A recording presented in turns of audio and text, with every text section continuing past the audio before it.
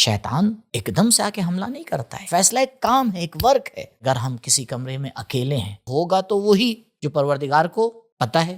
پھر اگر یہ غلطی کر بھی رہا ہے تو اس میں اس کی کیا غلطی ہے، میری کیا خطا ہے؟ نہیں، مسئلہ کچھ گڑبڑ ہے، کچھ مس ہو رہا ہے بیچ میں جسے ہم سمجھ نہیں پا رہے ہیں۔ اس سے بڑا ظلم کیا ہو سکتا ہے کہ پروردگار انسان کو گناہ پر مجبور کرے اور پھر قیامت کے دن آ کے اسی گناہ پر اس کو آ کے عقاب کرے۔ اس سے بڑا ظلم کیا ہو سکتا ہے؟ بسم اللہ الرحمن الرحیم۔ مولانا صاحب السلام علیکم۔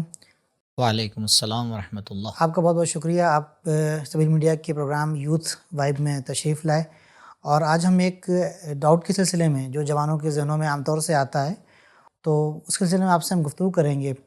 اس سے پہلے ہم چاہتے ہیں کہ آپ ایک اپنا مختصر سا تعارف ہمارے ناظرین کے لیے کرا دیں۔ بسم اللہ الرحمن الرحیم۔ میرا نام علی عباس ہے اور حوزہ علم قم کا طالب علم ہوں، اور ایک عرصے سے قم المقدسہ میں تعلیم اور تدریس کے فرائض کو انجام دے رہا ہوں۔ بہت شکریہ مولانا صاحب۔ اللہ عالم ہے اور اللہ سب کچھ جانتا ہے، تو پھر اس میں ہماری کیا غلطی ہے؟ ہم گناہ کر رہے ہیں، اللہ کو پتہ ہے کہ ہم گناہ کریں گے، گناہ کر رہے ہیں، ہم کو عذاب بھی دے گا، ہم کو سزا بھی دے گا۔ جب اس کو پتہ ہے تو پھر اس میں میری کیا خطا ہے؟ یہ جو اعتراض ہے اور ایک طرح کا اس کو کہا جاتا ہے ایک ڈاؤٹ ہے ہمارے جوانوں کے ذہن میں، تو کوئی نیا مسئلہ نہیں ہے، 1400 سال اور بلکہ اس سے بھی پرانا مسئلہ ہے۔ جب ایک سمجھدار ذہن توحید کے باب میں آتا ہے اور اس کو یہ پتہ چلتا ہے کہ کائنات میں کوئی پتا بھی بغیر مرضی پروردگار کے نہیں ہلتا، اور اس کو یہ بھی پتہ ہے کہ پروردگار عالم مطلق ہے، اسے ہر چیز کا علم ہے۔ اب ان باتوں کو جب آپس میں ہم جوڑتے ہیں تو اس سے ایک غلط رزلٹ نکل کے آتا ہے، وہ یہ کہ بھائی پھر یہ جو انسان مجبور، محتاج، لاچار، پھر اگر یہ غلطی کر بھی رہا ہے تو اس میں اس کی کیا غلطی ہے؟ کیوں؟ کیونکہ ہوگا تو وہی جو پروردگار کو پتہ ہے۔ سیم یہی ڈاؤٹ اچھائی کے بارے میں بھی تو ہے۔ اگر میں کوئی اچھا کام کر رہا ہوں تو کر تو وہی رہا ہوں جو خدا کو پتہ ہے، تو یہاں پہ ہم کیوں نہیں آ کے کہتے پھر خدا مجھے جنت میں کیوں بھیجے گا؟ اس مسئلے کو سمجھنے کے لیے 2 پرنسپل ہیں جسے ہمیں سمجھنا پڑیں گے۔ پہلا پرنسپل یہ ہے کہ پروردگار نے انسان کو مختار خلق کیا ہے، کیونکہ جب تک انسان کے پاس اختیار نہ ہو اس سے کوئی بھی کام طلب کرنا اور مانگنا غلط ہے۔ ہم اور آپ کبھی دیوار سے کہتے ہیں آگے آ جا یا پیچھے ہٹ جا، کبھی نہیں کہتے۔ انسان سے کہتے ہیں، کیوں؟ کیونکہ انسان کے پاس کیا ہے؟ اختیار ہے۔ اس سے بڑا ظلم کیا ہو سکتا ہے کہ پروردگار انسان کو گناہ پر مجبور کرے اور پھر قیامت کے دن آ کے اسی گناہ پر اس کو آ کے عقاب کرے۔ اس سے بڑا ظلم کیا ہو سکتا ہے؟ تو یہ ایک مسئلہ کہ ہم مختار ہیں، یہ ہمیں سمجھنا ہے۔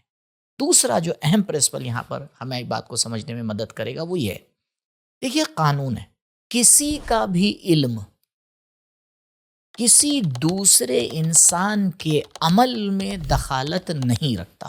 اگزامپل، میں چھت پہ گیا، ٹیرس پہ کھڑا ہوا تھا، میرے سڑک اس پار ایک بچہ چھت کے اوپر کھیل رہا تھا۔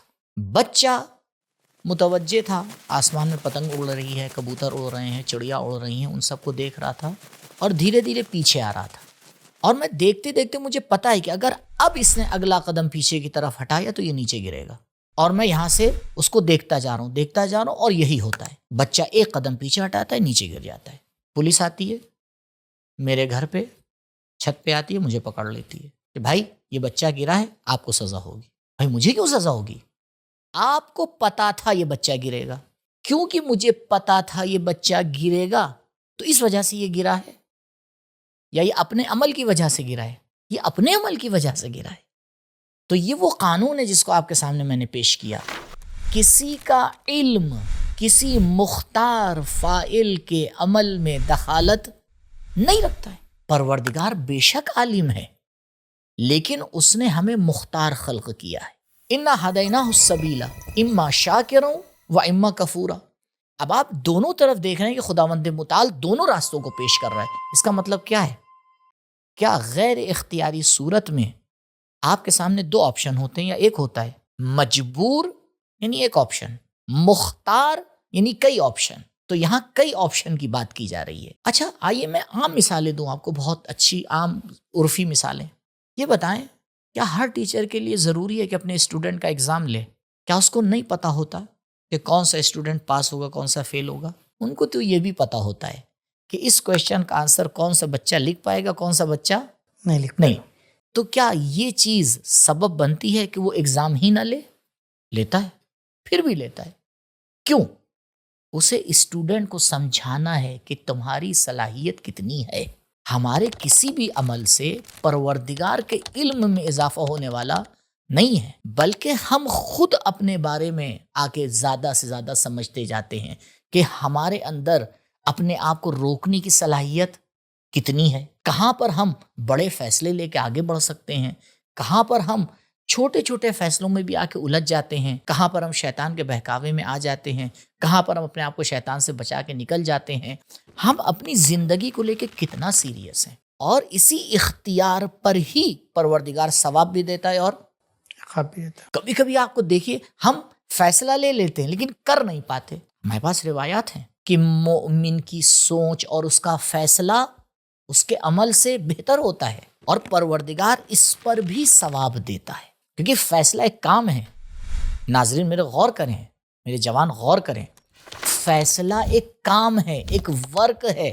فیصلہ کرنے میں محنت لگتی ہے. ہم جو یہ سمجھتے ہیں کہ نہیں فیصلے میں کچھ نہیں رکھا ہوا ہے، فیصلے میں بہت کچھ رکھا ہوا ہے. فیصلہ ایک کام ہے، ایک ورک ہے. کام کے اوپر یا ثواب ہے یا عقاب ہے.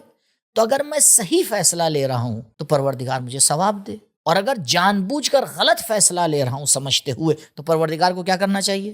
عقاب کرنا چاہیے. لیکن رحمت پروردگار آپ دیکھیے یہاں پہ روایات آ کے بیان کرتی ہیں کہ پروردگار نے ملائکہ کو حکم دیا ہے کہ اگر یہ میرا بندہ کوئی صحیح اور اچھا فیصلہ لیتا ہے تو اس کے لیے ثواب لکھو. تو ملائکہ آگے کہتے ہیں کہ پروردگار یہ تو ابھی اس نے کیا نہیں ہے، ابھی تو اس نے صرف فیصلہ لیا ہے، ابھی کام تو نہیں کیا ہے. کا نہیں، اس کا پورا ارادہ ہے کرنے کے لیے. لیکن جب بندہ آتا ہے کوئی غلط کام کا فیصلہ لیتا ہے تو ملائکہ پھر لکھنے چلتے ہیں تو پروردگار روک دیتا ہے، کہتا ہے رک جاؤ ابھی تو اس نے کیا نہیں ہے، رک جاؤ ابھی اس نے کیا نہیں. حتیٰ مومن کے بارے میں یہ روایت ہے کہ اگر وہ یہ غلط کام کر بھی دیتا ہے تب بھی پروردگار اسے مہلت دیتا ہے کہ ابھی رک جاؤ شاید یہ توبہ کر لے. یہ رحمت پروردگار ہے.